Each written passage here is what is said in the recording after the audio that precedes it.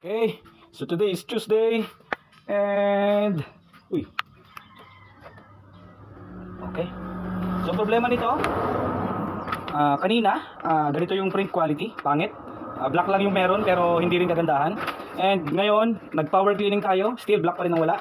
So basic fix tayo mga kaibigan para sa black ink no ng Epson L121. So baklasin natin to. Turn off syempre. Iba to ah.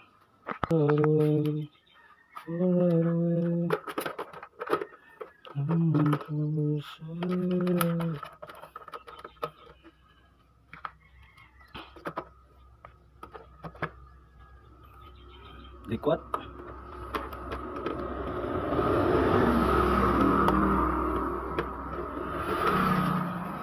Wala akong pandikwat.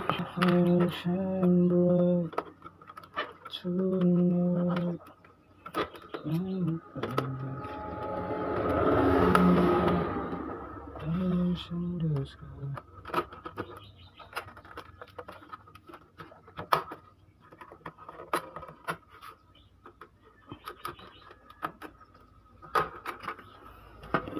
meron pa tayong dalawang screws na tatanggalin. Balik lang muna natin to. Walang nabawas sa black. Kanina nag-power cleaning tayo. Mas maganda i-declag na lang natin.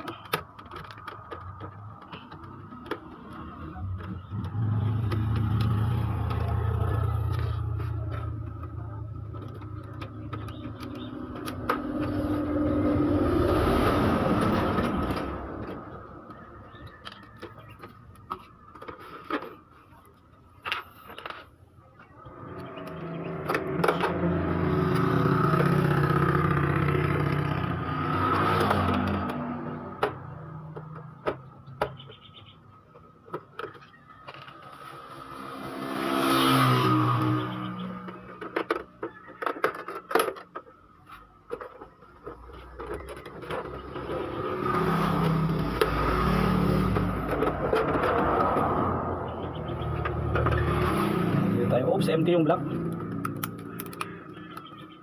Pump out natin, then declag na rin natin.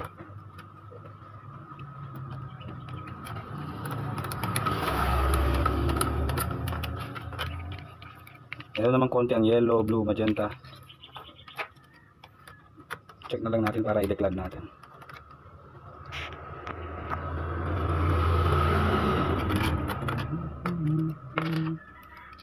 So the life is from the sunrise to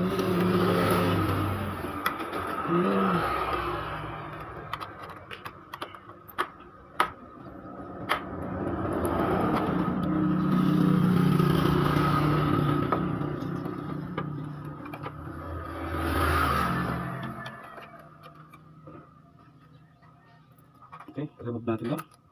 Next, huwag babasain. Kuha tayo ng wipes or anything na malinis, pwedeng pampunas. Then declag natin. Maligamgam na tubig lang yung gamit natin. Okay. So black lang, declag natin. Huwag yung babasahin yung mga kaibigan na dyan sa may lalagyan ng flex cable. Please lang. Takpan natin.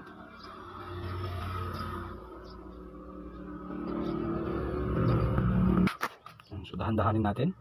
Yun, medyo barado. Okay na siya. May konting nakabara lang. Konting push pa. Dahan-dahan lang.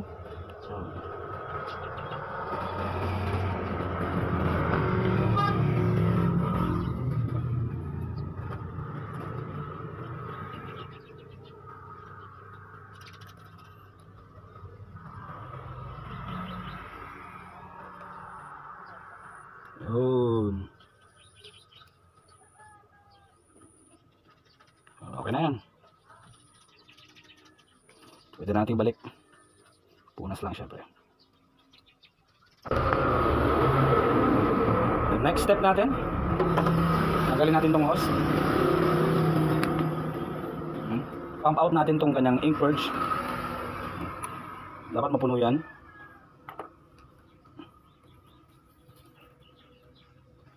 Yan. Lahat pwede naman natin ibalik to. Pero yung iba ba? Pump out lang natin. Hindi na natin ito ibabalik. Puno. Di ba? Puno. Di ba?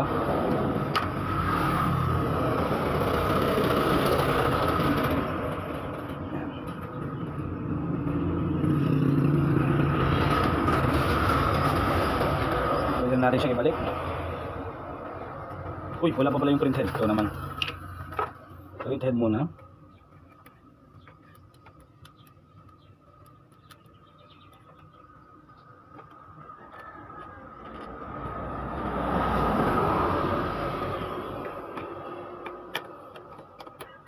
Screws.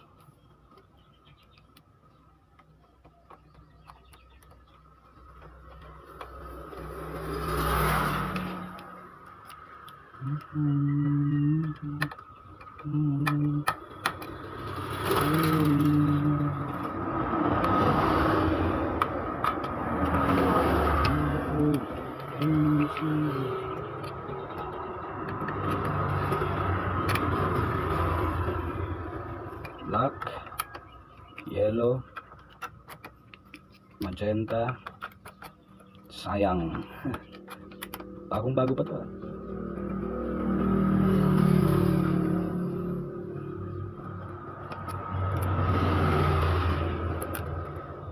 Okay. Then plug in natin. Turn on. Okay. Ngayon mag shipping liquid tayo. At power cleaning na rin. So, i-open natin yung ating resetter tool. Make sure na connected lahat yan, ha. Connect natin, hindi pa pala nakakonect. Then, pero dapat may sapat na laman dito. So, mag-refill tayo. So, dito tayo sa may resetter, mga kaibigan. Piliin natin ang ink charge. Okay. Head ink charge. Meron ko tatlong options dito. Head ink charge, shipping liquid charge, initial ink charge. So, pipiliin na natin initial ink charge, not increment, ink charge. Yung resetter ng ano to, mga kaibigan, ha? Epson L120. Let's start natin.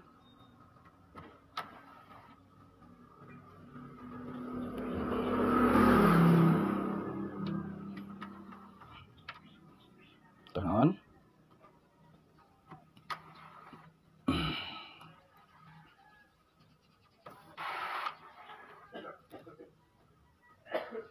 Then, ink charge. Okay, okay.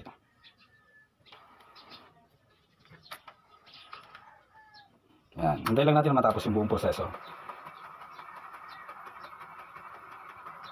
Okay. So, matter of testing na tayo. Hindi ko na nabidyohan, pero na-test ko na kanina, mga kaibigan, no? Bago natin ibalik tong kanyang cover, and so far gumana na siya. So, mag-nozzle check tayo or mag-test print tayo. Tignan natin yung napalabas na yung mga kulay, walang color kanina, and yung black, pangit ang quality.